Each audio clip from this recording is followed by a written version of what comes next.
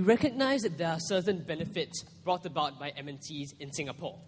But we don't think that they have proven to us that you need to help SMEs more, that you have to you have to help MNCs more than you have to help SMEs.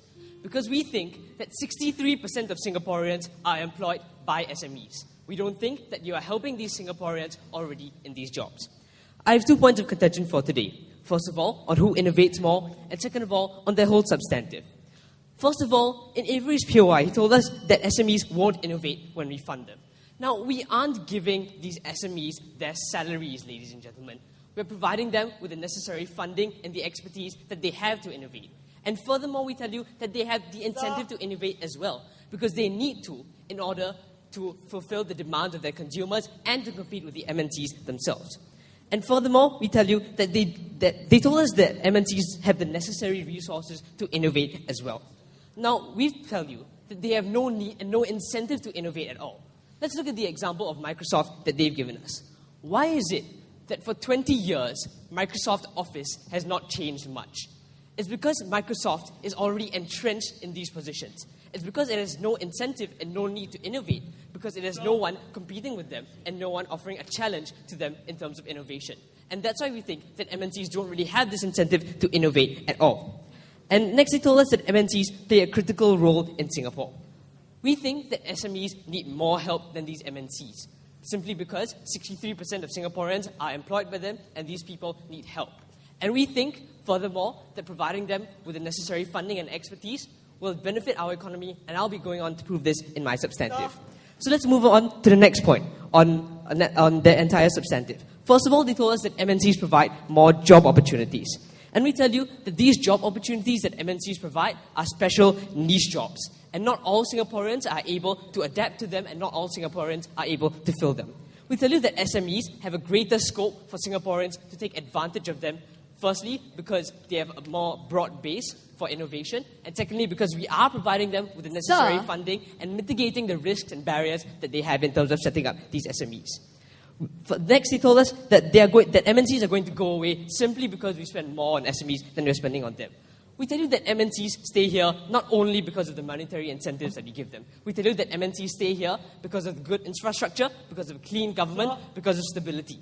And we don't think that just because we spend more on SMEs and we spend more on MNCs, that they are going to go away. No, thank you.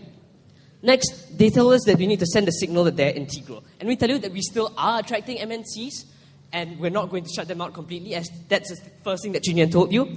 And we tell you, furthermore, that SMEs will help these MNCs in terms of the things they produce. And I'll be going on to prove this in my substantive, which is about exploiting Singapore's potential for successful SMEs. Let's first look at a few facts about Singapore. SMEs generate almost half of total revenue, and that amounts to $18,000, hold on a moment, sir, of total revenue, of revenue per person in Singapore. Yes, sir. So we don't doubt the importance of SMEs. What we do doubt is the necessity to spend... Well, sir, I've already told you that MNCs are entrenched in these positions, and I've already told you that SMEs employ 63% of Singaporeans. We think that this need exists. So moving back to my case, the revenue generated by SMEs accounts for $18,000 of revenue per person in Singapore. However, of all government spending on SMEs and MNCs, only a measly 14% is on SMEs. Compare this to a similar country, say Japan. Its SMEs generate 51.1% of revenue, and that means that Japanese SMEs create $20,000 of revenue per person. And that's after accounting for differences in cost of living. Now, Japanese government expenditure on SMEs is $14.5 billion. They spend a lot more on SMEs than on MNCs. Now, I've already told you that a lot of the factors that exist in Japan that are suitable for SMEs also exist in Singapore, like a high-skilled workforce, good infrastructure, a clean government, stability, etc. And we tell you that Singapore has an even better environment for its SMEs because it has a more open economy and because it has a better position in trade and shipping routes. Now, if Singapore has a better environment for SMEs, yet its people are earning less than Japanese people are, we tell you that there's unexploited potential that exists in Singapore's SMEs. And I'll show you why in 3 ways. First of all, benefits to the end product. Singaporean companies are able to invest in capital-intensive and high value-added sectors, increasing the quality of their products. And we tell you that according to official statistics, SMEs contributed more than half of total enterprises value added in 2007. Next, it benefits SMEs. Many Singaporean SMEs can grow their businesses into higher value sectors and internationalize, but simply lack the expertise. Last of all, MNCs and the economy itself are benefited because we create more incentives for MNCs to stay in Singapore. SMEs can create products such as the photomask substrates on semiconductors that help the MNCs themselves. These products no longer have to be imported from Japanese companies. These products can be created by Singaporeans. And therefore, MNCs also are incentivized to stay in Singapore. So help SMEs, help MNCs as well go with the proposition. Thank you, Antarish. Two main points with the proposition's case today. Firstly, that on the whole idea of innovation, and secondly, that on how we need to help SMEs because they too help us MNCs. Now, on to my first point of contention then. They came out here to say that MNCs would not have the need to innovate. They gave the example of Microsoft, having Microsoft Office been there for 20 over years, yada, yada, yada. But then we question them. If MNCs do not innovate, where then do the products come from? Where then do they? How then are they able to stay as MNCs? And we also stay as MNCs because firstly, what we see is that no, thank you, sir. Because what we see is that MNCs, as they so have claimed, are very profit-driven, and it is precisely because they are profit-driven that they would have a need to innovate. They would have a need to continue to earn more profits. Ma'am. Yes, sir. Yes, MNCs do innovate on their existing products, but they do not create that kind of disruptive innovations that bring about advancement for the marketplace.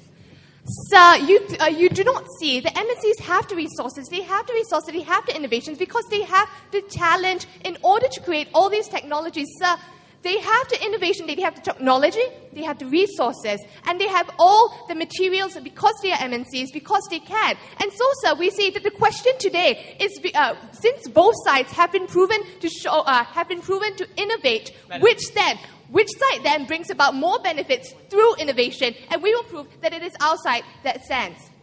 Because, sir, firstly, we see that MNCs bring plenty of benefits into our society. As my first speaker has already said, it has provided a lot of jobs. It has provided a lot of economic benefits. And we give you the example that in 2008 alone, that MNCs invested more than $450 billion in our country. And so, therefore, sir, we do not see how SMEs can really compare to MNCs in terms of the immediate effects and the immediate economic benefits that they bring. Because what the debate is about today is not what happens in the long term, but rather, sir, what happens in which side brings about more immediate benefits as of now. Because, sir, and we say even if we concede that SMEs are important, that innovation is an integral part of our economy, that innovation is really important, that innovation will help our economy in the long run. We say that what we need as of now is to create a conducive environment for these SMEs. And we say that the best way to do that is by attracting more MNCs. Why so?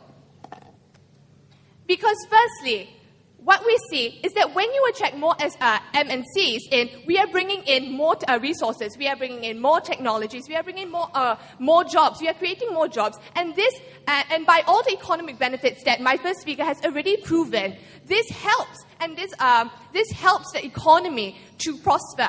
And when this does so, the government can then use all the revenue and in these by the MNCs to further help the SMEs. Therefore, we say that the benefits brought about by MNCs are not mutually exclusive, and that the benefits trickle down to help the local SMEs as well. And I will be proving this in my substantive point. Now, moving on to my substantive for today, that we should spend more money attracting foreign MNCs because benefits trickle down to the local industry. Amen. Why so? Because helping MNCs is a platform to benefiting both ourselves as well as the local industry. Helping us actually gives the country benefits as well. So what we see in the society today is that many Singaporeans are attracted to work in MNCs. However, what has been happening in the recent years is that many individuals who have worked in the MNCs are now leaving their jobs to work in the SME or to set up their own businesses. And this can be seen when Spring Singapore's Deputy Chief Executive Peng Chong-boon said in July 2007, no thank you sir, that kids who have been trained in overseas companies are coming back to take over family-owned businesses. And many attribute their reasons for shifting back to wanting to stay in Singapore, that the job was too taxing. But whatever the reason, we see that when people leave MNCs to SMEs, that there is a transfer of technology as well as information to these SMEs, which eventually helps the SMEs as well. Now, during the time that one has worked in MNC, one would learn a lot of things. For example, different business approaches, about how to cope with international customers, and about the global economy as a whole. And so when one shifts from an MNC into an SME, we say that this person takes the knowledge and the experiences that he has gained to help these SMEs, to help them to improve. And we say that all these experiences help these SMEs to further to become more competitive, to further the cause, and perhaps even progress to become MNCs themselves. And we give the example of Mr. Aston Soon, who is the founder of the Aston Steakhouse chain, who was from international restaurants, but then became a very successful businessman. It is therefore extremely beneficial for SMEs to have people going to work in SMEs, and therefore we say that the benefits brought about by MNCs are not mutually exclusive, that the benefits brought about by MNCs really help the local industry as well, and because we help you, you should help us. Thank you. Thank you, Dabita.